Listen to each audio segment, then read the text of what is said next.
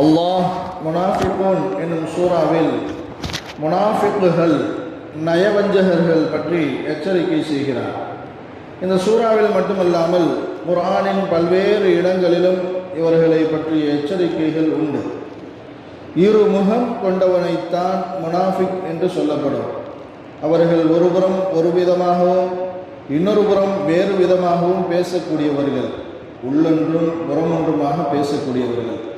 நபிகள் நாயகம் ரசூலுல்லாஹி ஸல்லல்லாஹு அலைஹி வஸல்லம் அவர்களின் மக்கா வாழ்க்கையில் இப்படியான நயவஞ்சகர்கள் கிடையாது.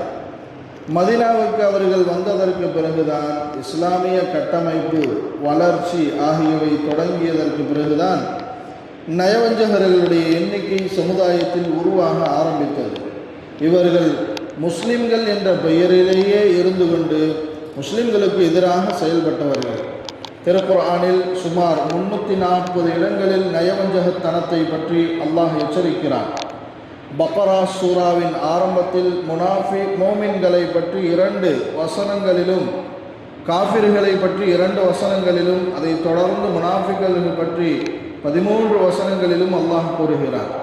அல்லாமா இப்னுல் கய்யிம் அல் ஜௌசி ரஹ்மத்துல்லாஹி அலைஹி அவர்கள் கூறுகையில், எனது பார்வையில் குர்ஆன் முழுவதுமே முனாஃபிக்குகளை எச்சரிக்கை செய்கிற விதமாகவே இருப்பது போல் தெரிகிறது என்றார்கள்.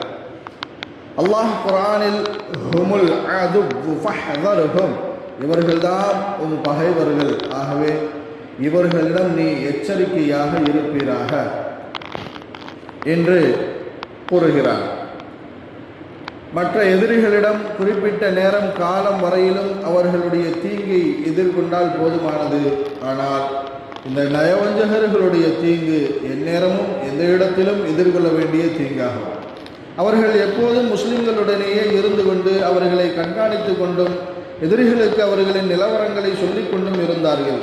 முனாஃபிக்குகள் முஸ்லிம்களோடு இருந்து கொண்டு அவர்களுக்கு கிடைக்கிற அருட்கொடைகளை அனுபவித்துக் கொள்வார்கள். ஆனால் முஸ்லிம்களுக்கு ஒரு சிரமம் ஏற்பட்டுவிட்டால் அவர்களிடம் இருந்து விலகிக் கொள்வார்கள். இந்த நயவஞ்சகர்கள் சமூகத்தோடு இருக்கிற பொழுது மட்டுமல்லாமல் குடும்பத்தோடு இருக்கையிலும் இவ்வாறு தான் நயவஞ்சகத்தனத்தோடு இருப்பார்கள். குடும்பத்தின் நலவுகளில் அதனை அனுபவித்துக் கொள்வார்கள். குடும்பத்தில் சிரமம் வருகிற போது அங்கிருந்து நழுவி விடுவார்கள். அப்போது அவர்களை அடையாளம் கண்டு கொள்ளலாம். நட்போடு இருக்கையிலும் இவ்வாறு தான் நடந்து கொள்வார்கள். நயவஞ்சகர்கள் என்பவர்கள் நம் முகத்திற்கு முன்பாக நன்றாக சிரித்து பேசுவார்கள். நமக்கு பின்னால் சென்று நமக்கு எதிராக பேசுவார்கள். நம்மை வீழ்த்துவதற்கு ஏதாவது சந்தர்ப்பம் கிடைக்காதா என்று எதிர்பார்த்து காத்திருப்பார்கள். அதற்கு சஅத் இப்னு முஆத் ரலியல்லாஹு அன்ஹு அவர்கள் வஃபாத்தான போது, இவரது மௌத்தின் போது அல்லாஹ்வின் அர்ஷ் குலுங்கியது. இவர்களது ஜனாசா தூக்கிச் செல்லப்பட்டது. ஆனால் அதை தூக்கிச் செல்பவர்களுக்கு அது எடை குறைவாக மிக லேசானதாக இருந்தது. அந்நேரத்தில் முனாஃபிக்குகள் இவர் நிறைய பாவங்கள் செய்ததால் இந்நிலை இவருக்கு ஏற்பட்டுள்ளது என்று கூறி அதை குறைபடுத்தி பேசினார்கள். அப்போது நபி அவர்கள், இவரது ஜனாசாவை மலக்குகள் சுமந்து செல்கிறார்கள், எனவேதான் இந்த நிலை என்று அவர்களை பெருமைப்படுத்தி பேசினார்கள். முனாஃபிக்குகள் நபி அவர்களின் கண்ணியத்தை குறைப்பதை வாடிக்கையாக கொண்டிருப்பார்கள். அன்னை ஆயிஷா ரலியல்லாஹு அன்ஹா அவர்கள் மீது பொய்யாக இட்டுக்கட்டப்பட்ட நிகழ்ச்சியிலும் முனாஃபிக்குகளுடைய பங்குதான் முக்கியமானதாக இருந்தது. அவர்கள்தான் அன்னை அவர்கள் மீது பொய்யான இச்செய்தியை இட்டுக்கட்டி பின்னர் அல்லாஹ்வினால் கடுமையாக எச்சரிக்கப்பட்டனர். ஹுனைன் யுத்தத்தின் முடிவில் நபி அவர்கள் வெற்றி பொருட்களை சஹாபாக்களுக்கு பங்கு வைத்துக் கொண்டிருந்த போது ஒரு முனாஃபிக் வந்து, முஹம்மது, பங்கு பிரிப்பதில் நீதமாக நடங்கள் என்று கூறினார். அப்போது நபி அவர்கள், நானே நீதமாக நடந்து கொள்ளவில்லை எனில் வேறு யார்தான் நீதமாக நடந்து கொள்வார்கள்? நான் நீதமாகத்தான் நடக்கிறேன் என்று கூறினார்கள். அப்போது அங்கிருந்த ஹாலித் பின் வலீத் ரலியல்லாஹு அன்ஹு அவர்கள், நாயகம் அவர்களே, எனக்கு அனுமதி கொடுங்கள், அவனை நான் கொன்று விடுகிறேன் என்று கோபத்துடன் கூற, அவ்வாறு செய்ய வேண்டாம், அவர் நம்முடன் தொழக்கூடியவர், முஹம்மது தம்முடைய தோழர்களையே கொலை செய்கிறார், பாருங்கள் என்று எதிரிகள் பழி சொல்வதற்கு இது காரணமாகிவிடும் என்று கூறி அவர்களை தடுத்து விட்டார்கள். நபிகள் நாயகம் ரசூலுல்லாஹி ஸல்லல்லாஹு அலைஹி வஸல்லம் அவர்களது காலத்திலும் அப்துல்லாஹ் இப்னு உபை இப்னு சலூல் என்பவன் முனாஃபிக்குகளின் தலைவனாக இருந்தான். அவன் இறப்பதற்கு முன்பு 3 கோரிக்கைகளை வைத்துவிட்டு இறந்து போனான். ஒன்று, நபி அவர்களின் ஆடையை தான் எனக்கு கஃனாக இட வேண்டும். 2, எனக்காக அவர்கள் அல்லாஹ்விடம் பாவ மன்னிப்பு தேட வேண்டும். 3, அவர்கள்தான் எனக்கு ஜனாசா தொழுகை நடத்த வேண்டும். அவனது கோரிக்கையின் பிரகாரம் நபி அவர்கள் அவனுக்கு ஜனாசா தொழுகை நடத்துவதற்காக கிளம்பிய போது ஹஜ்ரத் உமர் ரலியல்லாஹு அன்ஹு போன்ற சஹாபாக்கள் பலர் நபி அவர்களை தடுத்தார்கள். இவனுக்கு தாங்கள் தொழ வைக்க வேண்டுமா? வேண்டாமே நாயகமே என்று கோரிக்கை வைத்தார்கள். பின்னர் அல்லாஹ்வின் கட்டளை வந்த பின்பு நபி அவர்கள் அதிலிருந்து பின்வாங்கினார்கள். وَلَا تُصَلِّ عَلَى أَحَدٍ مِّنْهُمْ مَاتَ أَبَدًا وَلَا تَقُمْ عَلَى قَبْرِهِ إِنَّهُمْ كَفَرُوا بِاللَّهِ وَرَسُولِهِ وَمَاتُوا وَهُمْ فَاسِقُونَ. அவர்களில் யாராவது ஒருவர் இறந்துவிட்டால் அவருக்காக நீர் ஒரு காலம் ஜனாசா தொழுகை தொழ வேண்டாம். இன்னும் அவர் கபரில் பிரார்த்தனைக்காக நிற்க வேண்டாம். ஏனென்றால் நிச்சயமாக அவர்கள் அல்லாஹ்வையும் அவன் தூதரையும் நிராகரித்து பாவிகளாகவே இருந்தார்கள் என்று அல்லாஹ் குர்ஆனில் சொல்லி காண்பிக்கின்றார். ஆனால் முனாஃபிக்குகள் விஷயத்தில் இவ்வளவு எதிர்ப்புகள் இருந்தும் நபி அவர்கள் தொலை வைப்பதற்காக முன்வந்த இந்த நிகழ்வு பலரை அந்த தன்மையிலிருந்து மாற்றி முழுமையான மோமின்களாக வாழ வைத்தது. மக்காவிலிருந்து ஹிஜ்ரத் செய்து வந்த முஹாஜிர்களுக்கும் மதினாவாசிகளான அன்சாரிகளுக்கும் மத்தியில் பிரிவினையை ஏற்படுத்துவதற்காக முனாஃபிக்குகள் எவ்வளவோ முயற்சிகளையும் மேற்கொண்டார்கள். முனாஃபிக்குகளின் கெட்ட குணங்கள் என்ன என்பதை பற்றி அல்லாஹ் குர்ஆனில் கூறுகிறான். முதலாவது, அவர்களது உள்ளங்களில் நோய் இருக்கிறது என்கிறார். ஃபீ குலூபிஹிம் மரதுன் ஃபஸாதஹுமுல்லாஹு மரதா وَلَهُمْ عَذَابٌ أَلِيمٌ بِمَا كَانُوا يَكْذِبُونَ. அவர்களுடைய இதயங்களில் ஒரு நோய் உள்ளது. அல்லாஹ் அந்த நோயை அவர்களுக்கு இன்னும் அதிகமாக்கி விட்டான். மேலும் அவர்கள் பொய் சொல்லும் காரணத்தினால் அவர்களுக்கு துன்பம் தரும் வேதனையும் உண்டு என்று கூறுகிறான். வீணான சந்தேகங்கள், எல்லாவற்றிலும் பேராசை, தற்பெருமை போன்ற நோய்கள் அவர்களது உள்ளத்தில் நிரம்பி இருக்கும். وَإِذَا قِيلَ لَهُمْ تَعَالَوْا يَسْتَغْفِرْ لَكُمْ رَسُولُ اللَّهِ لَوَّوْا رُءُوسَهُمْ وَرَأَيْتَهُمْ يَصُدُّونَ وَهُمْ مُسْتَكْبِرُونَ. இன்னும் வாருங்கள், அல்லாஹ்வின் தூதர் உங்களுக்காக இறைவனிடம் பாவ மன்னிப்பு தேடுவார் என்று இவர்களிடம் கூறப்பட்டால் இவர்கள் தங்கள் தலைகளை சாய்த்து கொண்டு பெருமை கொண்டவர்களாக திரும்பிச் செல்வதை நீர் காண்பீர் என்று அல்லாஹ் கூறுகிறார். இரண்டாவது, நல்ல காரியங்களில் அவர்களும் செலவு செய்ய மாட்டார்கள், பிறரை செலவு செய்யவும் விடமாட்டார்கள். هم الذين يقولون لا تنفقوا على من عند رسول الله حتى ينفضوا.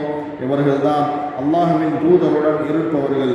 அவரை விட்டு பிரிந்து செல்லும் வரை அவர்களுக்காக நீங்கள் செலவு செய்யாதீர்கள் என்று கூறியவர்கள். மூன்றாவது, எல்லாவற்றிலும் குறிப்பாக வணக்க வழிபாடுகளில் சோம்பேறித்தனமுடையவர்களாகவே இருப்பார்கள்.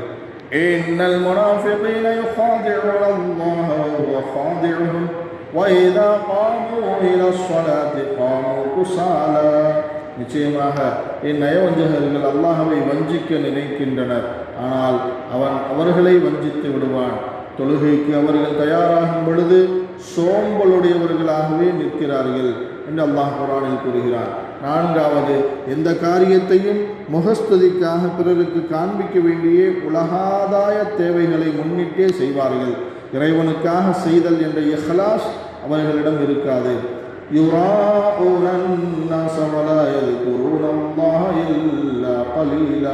மனிதர்களுக்கு தங்களையும் தொழுகையாளியாக்கி காண்பிப்பதற்காக நிற்கிறார்கள். இன்னும் மிக சொற்ப அளவின்றி அவர்கள் அல்லாஹ்வை நினைவு கூறுவதில்லை என்று அல்லாஹ் குர்ஆனில் கூறுகிறார். ஐந்தாவது, யாரை பார்த்தாலும் கேலி கிண்டல் செய்வார்கள்.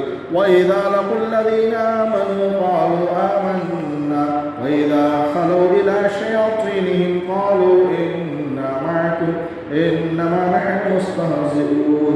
என்னும் இந்த போலி விசுவாசிகள் ஈமான் கொண்டிருப்போரை சந்திக்கும் போது நாங்கள் ஈமான் கொண்டிருக்கிறோம் என்று கூறுகிறார்கள். ஆனால் அவர்கள் தங்கள் தலைவர்களாகிய ஷைத்தான்களுடன் தனித்திருக்கும் போது நிச்சயமாக நாங்கள் உங்களுடன் தான் இருக்கிறோம், நிச்சயமாக நாங்கள் அவர்களை பரிகாசம் செய்பவர்களாக இருக்கிறோம் என்று கூறுகிறார்கள் என அல்லாஹ் குர்ஆனில் கூறுகிறார். அல்லாஹ் குர்ஆனில் முனாஃபிக்குகளுடைய இந்த தன்மைகள் நம்மிடம் இருக்கிறதா என்று நம்மை நாமே கண்காணிக்க வேண்டும். இந்த குணங்கள் உடையவர்களாக நாம் ஆகிவிடக்கூடாது என்று பயப்பட வேண்டும். சஹாபாக்கள் அப்படி பயந்து வாழ்ந்தார்கள். முனாஃபிக்குகள் யார் யார் என்ற பட்டியலை நபி அவர்கள் ஹஜரத் ஹுதைஃபா ரலியல்லாஹு அன்ஹு அவர்களிடம் கூறியிருந்தார்கள். இதை அறிந்த ஹஜரத் உமர் ரலியல்லாஹு அன்ஹு அவர்களிடம் சென்று எனது பெயர் அந்த பட்டியலில் இருக்கிறதா என்று கேட்டார்கள். இல்லை என்றார்கள் ஹுதைஃபா ரலியல்லாஹு அன்ஹு அவர்கள். அப்போது உமர் ரலியல்லாஹு அன்ஹு அவர்கள் நிம்மதி அடைந்தார்கள். நாம் முனாஃபிக்குகளாக ஆகிவிடக்கூடாது என்பதில் அந்த அளவிற்கு பயமும் பதட்டமும் உடையவர்களாக சஹாபாக்கள் இருந்தார்கள். ஹஜரத் இப்னு அபி முலைகா ரலியல்லாஹு அன்ஹு அவர்கள் கூறுகிறார்கள், ஹஜரத் இப்னு அபி முலைகா ரஹ்மத்துல்லாஹி அலைஹி அவர்கள் கூறுகிறார்கள், நான் 30க்கும் மேற்பட்ட சஹாபாக்களை சந்தித்துள்ளேன். அவர்கள் அனைவருமே தங்களிடம் நயவஞ்சகத்தனத்தை அது ஏற்பட்டு விடுவதை பயப்படுபவர்களாக இருந்தார்கள். அல்லாஹ் குர்ஆன் ஷரீஃபில் யா அய்யுஹல்லதீன ஆமனூ பில்லாஹி வ ரசூலிஹி வல் கிதாபில்லதீ நஸ்ஸல அலா ரசூலிஹி வல் கிதாபில்லதீ அன்ஸல மின் قبل ومن يكفر بالله وملائكته وكتبه ورسله واليوم الآخر فقد ضل ضلالا بعيدا. மூமின்களே, நீங்கள் அல்லாஹ்வின் மீதும் அவனுடைய தூதர் மீதும் அவன் தூதர் மீதும் அவன் இறக்கிய வேதத்தின் மீதும் இதற்கு முன்னர் இறக்கிய வேதங்களின் மீதும் ஈமான் கொள்ளுங்கள். எவர் அல்லாஹ்வையும் அவனுடைய மலக்குகளையும் அவனுடைய வேதங்களையும் அவனுடைய தூதர்களையும் இறுதி நாளையும் நம்பாமல் நிராகரிக்கிறாரோ அவர் வழிகேட்டிலேயே வெகு தூரம் சென்று விட்டார் என்று அல்லாஹ் கூறுகிறார். இந்த வசனத்தில் ஈமான் கொண்ட மக்களை பார்த்து ஈமான் கொள்ளுங்கள் என்று கூறுகிறார். அதாவது உங்கள் ஈமானை நாவினால் கூறுவது மட்டுமின்றி உள்ளத்தால் அதனை முழுமையாக நம்புங்கள். நாவால் மட்டும் ஈமானை மொழிந்து உள்ளத்தால் அதை மறுக்கிற நயவஞ்சகர்களைப் போல் ஆகிவிட வேண்டாம் என்கிறார்.